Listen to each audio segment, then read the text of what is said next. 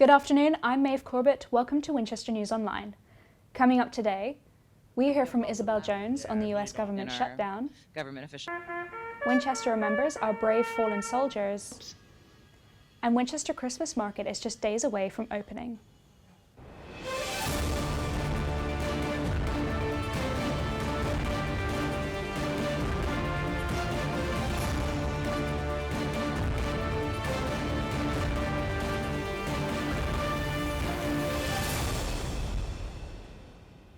Parties have started to announce their candidates running for Mayor of Hampshire and the Solent.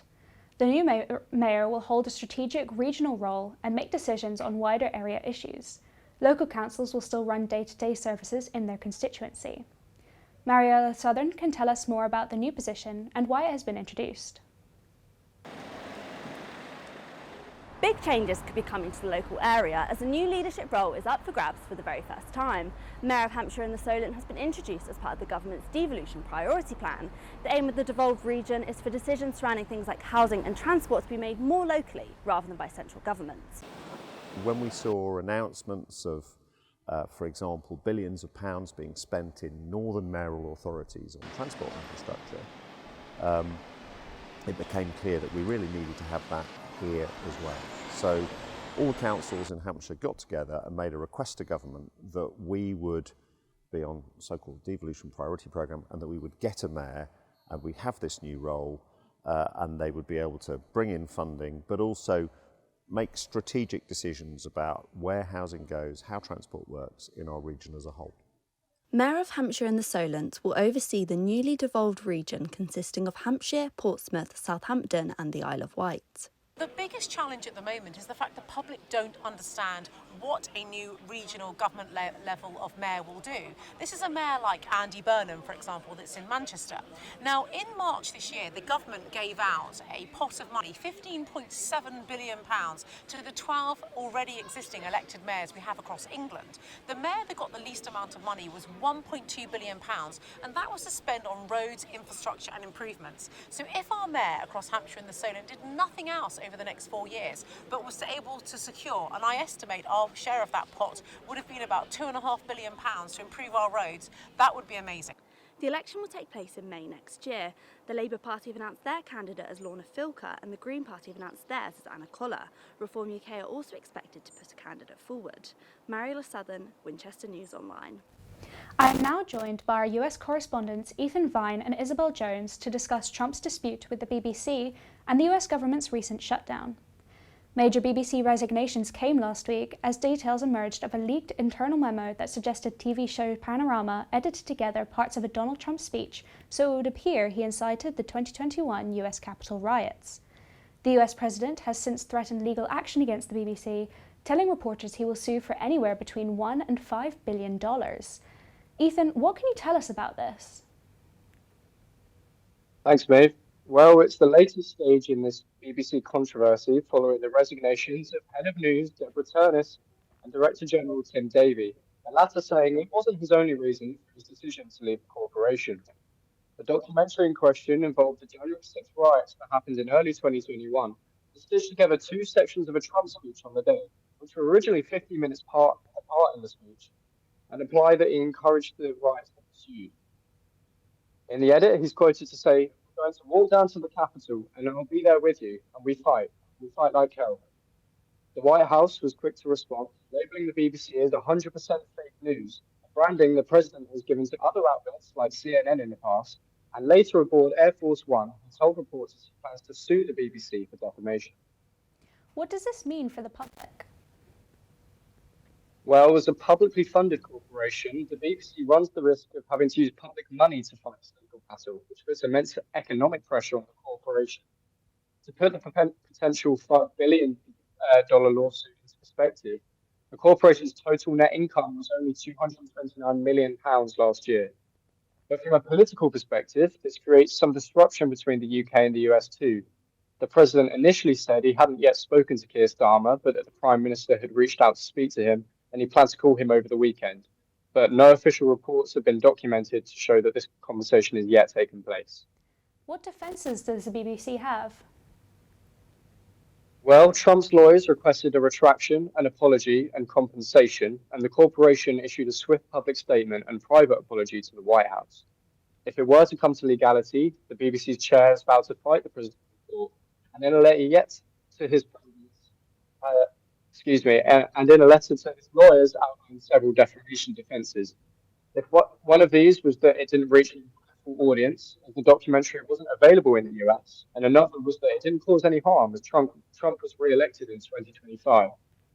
They also argued the clip was not to be considered in its 12-second isolation that it's been framed in, with the whole documentary offering wider balance, and that the intention of the edit was not to mislead, but just to shorten the speech. A BBC spokesperson on Saturday evening said that they've had no further contact with the president and no lawsuits have been filed under public record so far. In other news, the federal government shutdown has finally come to a close here in the States. Our New York correspondent Izzy Jones has more. Good morning, Ethan, and good morning, Meadbh, all the way from the Big Apple. It's very chilly here today, as you can see. But it's official, the US government shutdown has finally ended. It was the longest one in history. And this means that for federal workers such as airport security and border control, they now know when their next paycheck is coming in. So with the national holiday Thanksgiving Day quickly approaching, we can hope that the airports can and will return back to normal. So for the city that never sleeps, what does this mean for the New Yorkers and the tourists? Has that affected you personally? It has. I was on vacation up in Pittsburgh for a short weekend and my flight was canceled. So I missed work the next day and I just wanted to get out. So I ended up buying another ticket for like $200. Slightly worried because obviously got to get back for work. But luckily it looks like it's all up and running, so that shouldn't be a problem now. Yeah, I really don't know much about it. I haven't been following it at all. I just know that it's now open. Didn't have any delays when we got here or when we left UK either. So I'm disappointed, really disappointed in our government officials for not, sticking it out. New York really values tourism because otherwise the Statue of Liberty would have been shut down. Thank you, Meadbh, and thank you, Ethan. All the way from New York, Isabel Jones for Winchester News Online. Thanks, Ethan and Isabel. Winchester came together on Remembrance Day to pay tribute to those who served. From wreath laying to the silence at the War Memorial, people of all ages paused to honour the courage and sacrifice of those who gave so much. Francesca Pritchard went down to capture the city's moments of reflection and remembrance. As we that are left rolled, they shall not weary them, though the years condemn. At the going down of the sun, and in the morning, we will remember them. Here at Winchester Cathedral on Remembrance Sunday, hundreds have gathered to pay respect and honour those who have given their lives in service.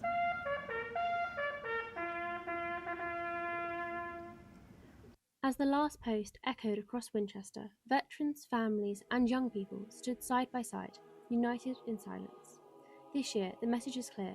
Remembrance isn't just about looking back, it's about ensuring future generations understand the sacrifices that shaped the world they live in.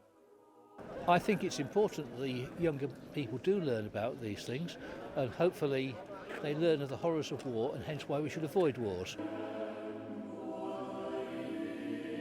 For many here today, Remembrance Sunday is a deeply personal moment, to reflect on lives lost and to remember the sacrifices that continue to shape our world. Think back and remember those that I serve with in a number of operational tours around the world, a number of casualties and sadly a number of deaths. For me, it's an honour to go to Worthy Down, check all the wreaths off and lay them out, and then get to the people once they come out of the cathedral to lay their wreaths. As the ceremony unfolded, the sense of unity was clear. Every gesture, from laying wreaths to the quiet moments of reflection, showed just how deeply the community values those who served. It's always a great pleasure to see the members of the public show their respect for servicemen past and present. Stand with us and say, for your tomorrow we gave our today. In Winchester and across the nation, remembrance continues, a reminder that honouring the fallen is a responsibility that we all share. Francesca Pritchard, Winchester News Online. Now, as industrial strike action continues to place significant strain on hospitals and patients across the country, we're taking a closer look at the latest developments in Winchester. Strikes planned by the British Medical Association, the organisation which represents the resident doctors, started on Friday and continue till 7 a.m. tomorrow morning. Joining me now is our correspondent Cameron Braddock, who's been following the impact on services. Cameron, bring us up to date with what's been happening. Well, it's important to know that planned strikes are still ongoing and the long-term impact will only be really seen till next week. However, the current effect on patients is that appointments are being rescheduled and many are waiting longer for appointments. The chair of the BMA, Dr. Jack Fletcher, released a statement before current strike action where he said, "Strikes need not go ahead, trusts need not lose money and patients need not have their appointments cancelled. All the government needs to do is propose a deal that values doctors, allows them to offer their true potential across the NHS and keeps them in the workforce to continue treating patients. An investment in this will pay off dividends in the long run for the health of the population." And what about the Winchester population and the patients here? Well, the NHS has a target of 18 weeks from the referral to treatment. Here are some recent waiting times from the Royal Hampshire County Hospital in Winchester. As you can see, targets are being missed across all departments. It's unclear whether or not these are a direct result of the strikes or general NHS pressure, but what is clear is that patients are struggling with the backlog of appointments, with many waiting up to 4 to 5 months. So what would we see going forward? Well, it's also important to note that a poll commissioned by the Times and Savanta showed that only 33% of residential doctors actually support strikes. So questions are asked whether or not many want this dispute to go any further if the majority don't actually support it. Thank you, Cameron. Coming up next, Winchester is getting festive with concerts, the Christmas market and lantern making. On Friday night, the Bossard String Quartet returned to Winchester for another candlelit concert, transforming 90s hits into string music. Mia Lawton went along to find out more.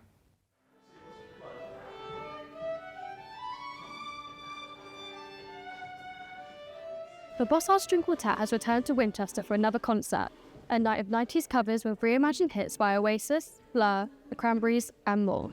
So we're the Bossard String Quartet and we have been playing, the four of us ladies have been playing together now for nearly 20 years, and we formed when we first met in Portsmouth and we got together and started playing in different ensembles, and we just had this mutual love of basically pop string quartet covers. And so we started playing at events and then that just grew and grew and grew. Running a creative business comes with its challenges, from marketing and finances to balancing rehearsal times and busy schedules. But this group says being female-led gives them a unique perspective. It's been really amazing to have that sort of mutual support and connection for each other. I think it's quite helpful. We do a lot of weddings as well, which it tends to be more sort of female dominated. It tends to be the brides that are contacting us, and so we're able to really empathise with them and understand their needs. As more women take centre stage in the arts, groups like this are helping redefine what leadership looks like, one note at a time. Mia Lawson, Winchester News Online. Winchester's annual Christmas market development has begun, with the beautiful chalets being set up and built ready for the thousands of guests to attend. The event is extremely popular in Winchester, primarily for tourists, but how did the Winchester locals feel about the event? Tegan Davies went to find out.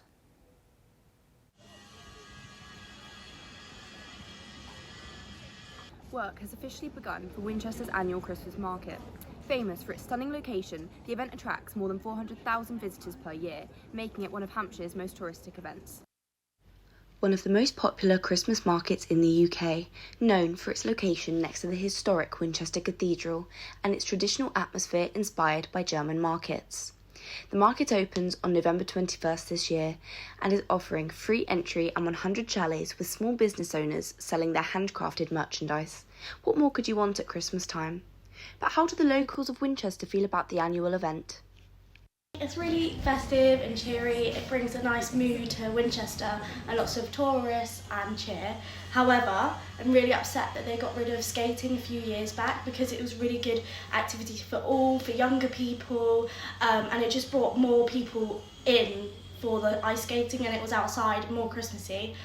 I think that the Winchester Christmas market is great because it brings in tourists and it helps local businesses, but it can be a bit annoying when visitors wander into workplaces and they make it a bit harder for people to get on with their jobs.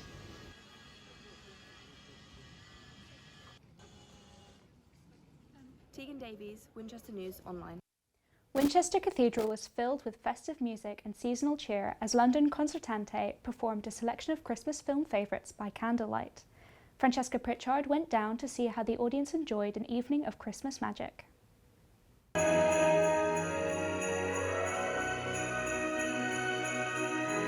Tonight, here at Winchester Cathedral, it's beginning to look and sound a lot like Christmas, as audiences are whisked through the magical worlds of Home Alone to Love Actually, as London's Concertante takes to the stage. Let's go see them perform perhaps the operas, and I enjoyed myself so much in the evening, I thought I'd return. I think Christmas at the movies, it's different from usual concerts because it brings the beautiful sound of the chamber orchestra into those classic Christmas tunes.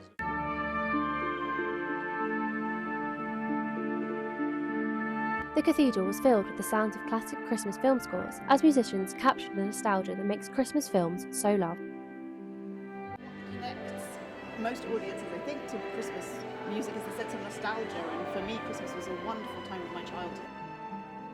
Winchester has a tradition of live music at Christmas, and tonight, with ticket prices ranging from £21 to £46, London Concertante added their own touch to the tradition. Each musician had a piece that stood out to them. It's Nightmare Before Christmas, because as a child I used to watch it a lot, and now performing it is just such joy and so amazing.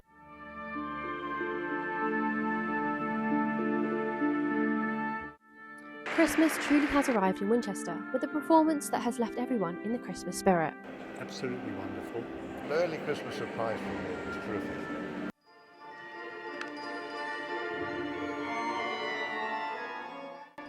London Concertante returned to Winchester on the 3rd of January for a Viennese Christmas by candlelight. Francesca Pritchard, Winchester News Online. Bella Crafts works in collaboration with the cathedral to create lanterns for the annual Lantern Parade. They create a space for people to experiment and produce their own lanterns in time for the festive season. Rosie Merritt reports. Take our shape here, we're going to bend it. With the Lantern Parade returning on the 24th of November, Bella Crafts has put on 2 workshops to encourage the community to make their own lanterns. With a guide through the steps and a touch of creativity, the lanterns produced blew me away. Oh, so you put it there for the next part, if that's all right with everybody. So this is tissue paper that's a little bit stronger than actual tissue paper, so it's a bit sturdier, but it's still tissue paper, so be careful with it. When you're putting it on, you're going to take your sponge. The reason why we started running them many years ago, lantern making is really special. It brings everyone together, it's for every ages, and a lot of families make lanterns together. So there's a lot of thought, ideas, creativity to see what they're actually going to make. So that brings people together, it relaxes them, they can switch off, and that's so important. That's everything that we sort of provide at Bella Crafts.